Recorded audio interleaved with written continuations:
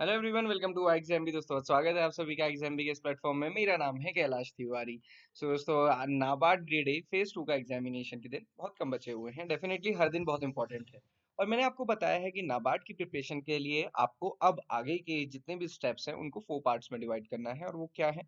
सबसे पहले है डिस्क्रिप्टिव इंग्लिश जो कि 100 मार्क्स का है, और उसके बाद है ऑब्जेक्टिव वाला पार्ट जो कि 50 मार्क्स का है। ऑब्जेक्टिव एआरडी एएसआई या फिर आपका जो भी सब्जेक्ट है वो। फिर है डिस्क्रिप्टिव एआरडी एन ईएसआई, वो अगेन 50 मार्क्स का है। देन है उसके बाद है इंटरव्यू, वो अगेन 50 मार्क्स का है। ओके, तो ये 4 पार्ट्स में आपको डिवाइड करना है। आज अपनी इस वीडियो में हम डिस्कस करने वाले हैं डिस्क्रिप्टिव एआरडी वाले पार्ट को।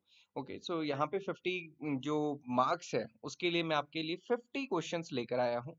एंड अभी हम, बल्कि ये तो सिर्फ एआरडी का है, इसी में ईएसआई के क्वेश्चंस भी लेकर आएंगे, सो दैट कि आपका जो डिस्क्रिप्टिव वाला सेक्शन है उसकी प्रिपरेशन बहुत अच्छी हो जाए। ओके, और ऐसा बिल्कुल नहीं है कि जो आप डिस्क्रिप्टिव पढ़ेंगे तो डिस्क्रिप्टिव की ही प्रिपरेशन होगी। डेफिनेटली ऑब्जेक्टिव पार्ट भी कवर होगा, बट यहाँ पे क्योंकि आप राइटिंग बाई प्रैक्टिस है ना, जो हम कहते हैं सिस्टम में आपको टाइप करके करना है, वो करेंगे तो थोड़ा सा डिस्क्रिप्टिव की प्रिपरेशन ज्यादा होगी। ओके, सो आगे बढ़ने से पहले मैं आपको बता दूं, एग्जाम भी आपके लेकर आया है best courses for the phase 2 preparation, और वो भी बहुत अफोर्डेबल प्राइसेस पे। डिस्क्रिप्टिव इंग्लिश का भी सेपरेट आपको मिल जाएगा, नाबार्ड एआरडी एसआई भी सेपरेट आपको मिल जाएगा। दोनों चाहिए साथ में आपको, वो भी मिल जाएंगे। तो अगेन आप अपने रिक्वायरमेंट के अकॉर्डिंग इसको परचेज कर सकते हैं। और आप प्रिपरेशन करते हैं तो जल्दी कर लीजिए, सो दैट कि आपको टाइम मिले डिस्क्रिप्टिव आंसर राइटिंग प्रैक्टिस करने का। ओके, सो ये सिलेबस है एआरडी का। तो मैं आज आपके लिए 50 डिस्क्रिप्टिव क्वेश्चन ले आया हूँ, बट मैंने उससे सोचा कि उससे पहले मैं आपको एक बार सिलेबस दिखा दूं। देखिए, ये जनरल एग्रीकल्चर है, ये सॉइल साइंस है, ये इरिगेशन है, ये फार्म पावर है, ये हॉर्टिकल्चर है, ये एनिमल हस्बेंड्री, ये फिशरीज, देन ये फॉरेस्ट्री, और ये एग्रीकल्चर एक्सटेंशन जिससे कि पिछले साल 15 मार्क्स का क्वेश्चन आया था, इकोलॉजी एंड क्लाइमेट चेंज, और उसके बाद करंट एग्रीकल्चर। तो ये मेजरली ब्रॉड टॉपिक्स हो गए। ओके, उसके साथ साथ रूरल डेवलपमेंट है, रूरल डेवलपमेंट, पॉपुलेशन एंड पंचायती राज, जो कि ये सारी स्कीम्स यहाँ पे मेंशन की गई है। तो ये है पूरा का पूरा सिलेबस, जिसको मैंने बहुत शॉर्ट में आपको बता दिया मेजर हेडिंग्स में। मैंने ये क्यों बताया, ताकि अभी जब मैं आपको डिस्क्रिप्टिव एआरडी क्वेश्चन बताऊं तो आप थोड़ा सा समझ पाए उसको, कि कहाँ से ये क्वेश्चन दिया गया है और कैसे वो क्वेश्चन आया था। लास्ट टाइम जो क्या हुआ था, हमने जो 30 डेज की प्रैक्टिस सेशन दिया था, जो इस बार डेली डिस्क्रिप्टिव टारगेट हम आपको दे रहे हैं, जो उसमें 38 डे में हमने दिया था, वही क्वेश्चन ये पूछा गया था एग्रीकल्चर एक्सटेंशन में। तो अगेन वो सेम क्वेश्चन कैसे था, क्योंकि हम भी सिलेबस के अकॉर्डिंग कवर कर रहे हैं और वहां भी डेफिनेटली कुछ ना कुछ सिलेबस के अकॉर्डिंग आता ही है। तो ये चीज आपको ध्यान में रखनी है। सो अब आगे हम डिस्कस करेंगे, बट उससे पहले मैं बता दूं, मैंने आपको डे वाइज स्टडी प्लान दिया हुआ है एआरडी ईएसआई और इंग्लिश तीनों के लिए। आई होप कि आप उसके अकॉर्डिंग अपनी प्रिपरेशन कर रहे होंगे, सो दैट कि आपको पता चल सके कि कुछ आपका टॉपिक छूट ना जाए। ओके, सो अब हम बात करेंगे जो हमारे 50 एआरडी क्वेश्चन है जो मैंने आपके लिए बनाए हैं, सो दैट कि आप उनको प्रैक्टिस करें और आपको बेनिफिट हो। और सबसे इंपॉर्टेंट चीज क्या है दोस्तों, उनको खाली देख के प्रैक्टिस नहीं करना है, इसको थोड़ा अच्छे से प्रैक्टिस करना है। और वो अच्छे से प्रैक्टिस करने का क्या मतलब होता है, कि आपको इनको लिख के देखना है। ओके, सो मैं आपको दिखाता हूँ, ये 50 स्पेशली एड क्वेश्चन है। मैंने इनको बहुत स्पेशल तरीके से फ्रेम किया हुआ है, ऐसे रैंडम फ्रेम नहीं किया हुआ है। अभी इसका क्या मतलब है, सो मैं आपको बताऊं, बट ये लॉ ऑफ अट्रैक्शन जरूर ध्यान रखिएगा, है ना, खुद को जरूर रिमाइंड कराना है कि आप ये कर सकते हैं। देखिए, 15 मार्कर और 10 मार्कर क्वेश्चन आते हैं, आप सभी को पता है। 15 मार्कर क्वेश्चन होते हैं, जो कि 3 क्वेश्चन होंगे, कोई भी 2 अटेम्प्ट आपको करने होंगे, तो ये हो जाता है 30 मार्क्स का। 10 मार्क्स के भी 3 क्वेश्चन आते हैं, जिसमें से कोई 2 अटेम्प्ट करने होते हैं, ये हो जाता है 20 मार्क्स का। अब आपको भी पता है कि एआरडी में अगेन ये 2 पार्ट में डिवाइड हो जाता है, एक है कंसेप्चुअल वाला पार्ट, दूसरा है डायनामिक वाला पार्ट, या फिर कंसेप्ट करंट वाला पार्ट। इन दोनों में ये डिवाइड हो जाता है। तो मैंने इसी टाइप से क्वेश्चन यहाँ पे डिवाइड किए हैं। तो सबसे पहले करंट एआरडी की क्वेश्चन है, 15 मार्क का क्वेश्चन है। 1600 वर्ड मैक्सिमम आपको लिखना है। 600 वर्ड मैक्सिमम लिखने का मतलब ये नहीं कि 1600 ही लिखना है, नियर अबाउट जितने भी आपको लगे कि आपका आंसर सेटिस्फैक्टरी है, आप उतना लिख सकते हैं। ओके, अब ये क्वेश्चन देखिए, what is the MSP agency is involved in the method of calculation, how will MSP help the farmers to ensure the remunerative prices for their produce. So क्या होता है कि जब आप ऐसी प्रैक्टिस करते हैं तो आपका एमएसपी से रिलेटेड जितने भी क्वेश्चंस हैं वो सारे कवर हो जाएंगे। देन ये सेकंड क्वेश्चन है, देखिए ये क्वेश्चन 2022 में पूछा गया था, 15 मार्क्स के लिए compulsory question. Describe the aim and objective of PMMSY and anticipated outcomes of PMMSY. ये क्वेश्चन ना सिर्फ हमने तब सॉल्व करवाया था, बल्कि यूट्यूब पे भी इसमें हमने वीडियो बनाई थी। मैंने कुछ ही स्कीम्स डिस्कस की थी, 3 या 4 स्कीम, मैंने उसमें एक ही स्कीम डिस्कस की थी कि ये बहुत इंपॉर्टेंट है। और इस बार दोस्तों ये फिर से इंपॉर्टेंट है, क्योंकि ये लास्ट ईयर है इस प्रधानमंत्री मत्स्य संपदा योजना का, इसके साथ में इसकी सब स्कीम लॉन्च की गई है, और साथ ही साथ ब्लू रिवोल्यूशन पे गवर्नमेंट बहुत ज्यादा फोकस कर रही है। ओके, देन ये तीसरा क्वेश्चन देखिए, एम एंड ऑब्जेक्टिव ऑफ डीएनआरएलएम, जो क्वेश्चन हर बार ये 10 मार्क्स में तो फिर भी पूछ ही लिया जाता है, special provision of the DNRLM, otherwise 2 mark का क्वेश्चन में जरूर आता है। डीएनआरएलएम बहुत इंपॉर्टेंट काम है, क्योंकि ये नाबार्ड ने ही स्टार्ट किया था, आप ऐसे इसको समझ सकते हैं। एम एंड ऑब्जेक्टिव ऑफ मनरेगा, है ना। ऑब्जेक्टिव क्वेश्चन तो हमें हमेशा मिलता ही है, डिस्क्रिप्टिव में भी मिल सकता है।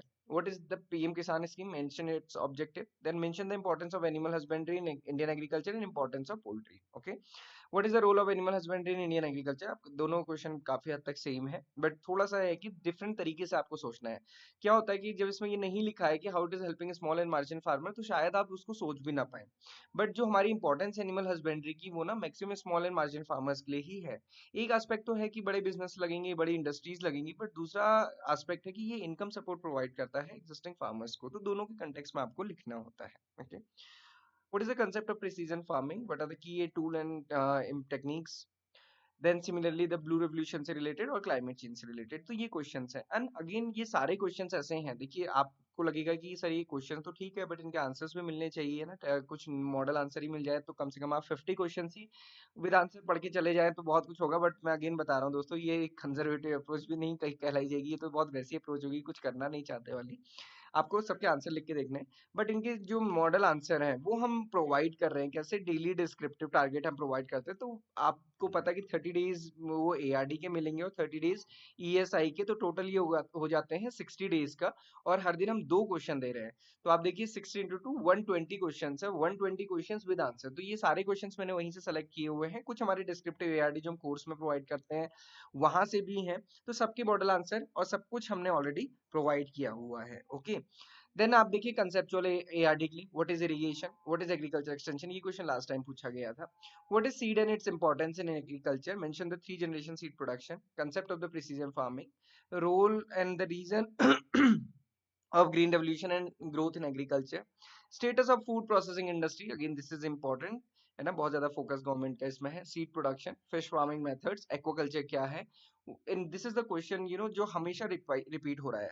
पिछले 3 साल में आप देखेंगे तो कैसे ना कैसे एग्रो फॉरेस्ट्री से रिलेटेड एक क्वेश्चन पूछा ही जाता है जर्नलिस्ट में। देन करंट एआरडी में 10 मार्कर, तो अभी हमने क्या क्वेश्चन डिस्कस किया, हमने 10 क्वेश्चन डिस्कस किए जो कि 15 मार्कर है करंट की, 10 क्वेश्चन हमने डिस्कस किए कंसेप्चुअल एआरडी के, 20 क्वेश्चन हो गए। अब हम 10 क्वेश्चन डिस्कस करेंगे करंट एआरडी के बट 10 मार्क के। इससे पहले जो क्वेश्चन हमने डिस्कस किए 15 मार्क्स के थे। तो अब यहाँ पे हम ये देख सकते हैं कि 10 मार्क के हैं, तो मतलब इसमें आपको मैक्सिमम जो आंसर करना है 400 वर्ड्स में करना है। Major programme launch by the government of India related to the animal husbandry, है ना, ये करंट टाइप के हैं तो इसलिए आपको सारे स्कीम या फिर डेटा टाइप के लग जाएंगे। Distribution of livestock in India, elaborate the KCC for animal husbandry, brief about the green revolution, what are the challenges in agriculture and allied activities that are there in our country, है ना। तो similarly question देख सकते हैं आप।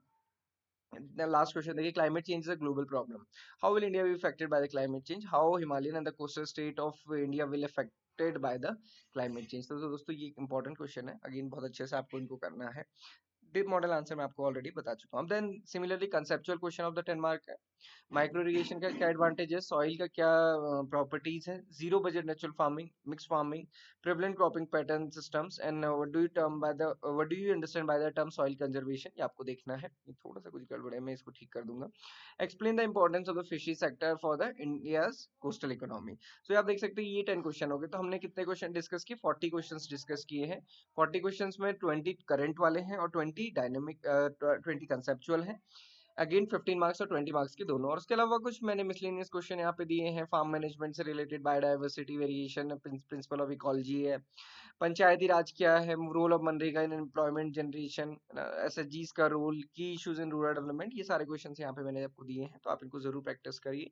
इतने question दोस्तों, 50 question अगर आप एआरडी के टारगेट करके जाते हैं ना, क्योंकि मैंने आपको स्टार्टिंग में सिलेबस दिखाया था, आपने देखा होगा हर एक टॉपिक से, चाहे इरिगेशन है, सॉइल है, एनिमल हस्बेंड्री, फिशरीज है, फॉरेस्ट्री, एक्सटेंशन, मैंने सारे क्वेश्चन यहाँ पे इंक्लूड किए। तो ये एक ऐसी अप्रोच मैं लेके चला हूँ जिसमें आपको सारे क्वेश्चन मिलेंगे, सो जरूर करिए। और कोर्स भी आपको मिल सकता है, ले सकते हैं आप, जिसमें आपको सारी चीजें मिलती है, descriptive question answer writing practice और मॉक टेस्ट भी उसके लिए। So this is all for today, I hope कि इससे आपको बेनिफिट होगा। मुझे कमेंट बॉक्स में बताइएगा आपकी और भी कोई रिक्वायरमेंट या फिर किसी भी और तरीके से आप हमसे हेल्प चाहते हैं तो। Okay, so this is all for today. किसी भी डाउट, क्वेरी, क्वेश्चन के लिए आप कभी भी हमें कनेक्ट कर सकते हैं, है ना। और ये लाइव क्लासेस का शेड्यूल है जिसमें हमारी रेगुलरली लाइव क्लासेस हैं, और जो मैंने आपको बताया कि कैसे डेली डिस्क्रिप्टिव हम टारगेट आपको प्रोवाइड करते हैं, तो उसमें हम कंटेक्स्ट भी ऑलरेडी प्रोवाइड करते हैं।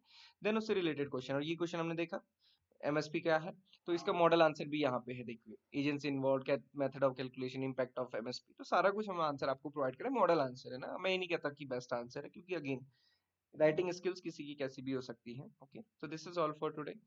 Thank you for watching this video and have a great day ahead.